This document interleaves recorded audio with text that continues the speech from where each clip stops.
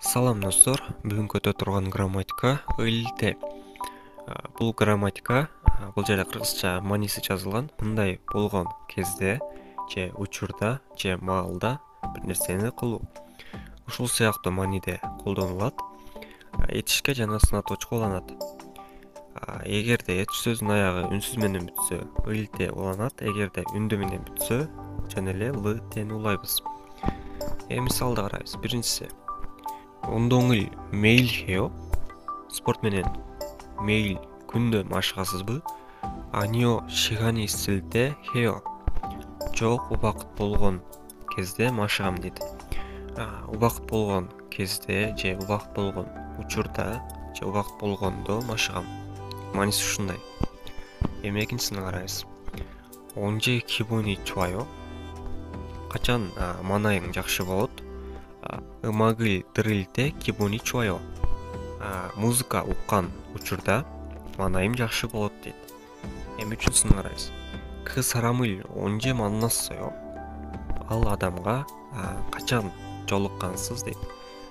Жежудорыл йоен халте маннассоё. Жежудого саякаттаган учурда жолукканмын дейт.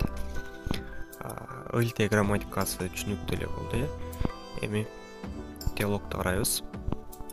Биринчи угуп көрөбүз. 수루 씨는 취미가 뭐예요? 제 취미는 독서예요.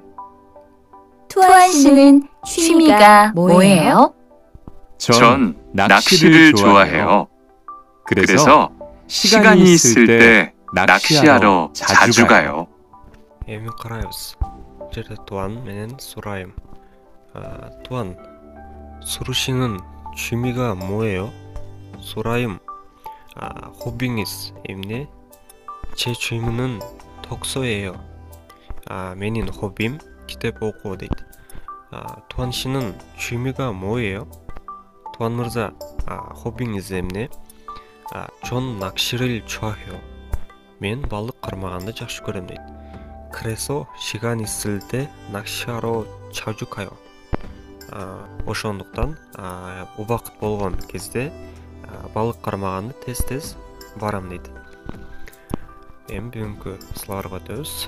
Биринчисин карайбыз. Токсохада китеп окуу, накшихада балык кармоо, йоинхада саякаттоо, дыңсаннада тоого чыгуу, сажинелчикта сүрөткө тартуу, 외국어를 배우다 чет тилин окуу, концер트를 보다 концертти көрүү, 운동 경기를 보다 спорттук мелдештик көрүү, 음악을 듣다 музыка угуу, гитар를 치다 гитара чертүү, 피아노를 치다 пианино чертүү, 춤을 추다 бийлөө. Ушуну менен достор бүгүнкү грамматика аягына келип жетти. Достор, кийинки видеодон көрүшкөнчө аньон, кешипшөө, камсамнida.